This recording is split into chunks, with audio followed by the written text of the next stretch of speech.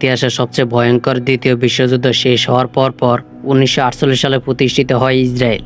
Israel প্রতিষ্ঠিত হওয়ার পর থেকে ইসরায়েলের সাথে প্রতিবেশী আরব রাষ্ট্রগুলোর যে কয়েকটি যুদ্ধ সংঘটিত হয়েছে তার মধ্যে 1967 সালের তৃতীয় আরব ইসরায়েল যুদ্ধ ছিল সবচেয়ে গুরুত্বপূর্ণ যুদ্ধ।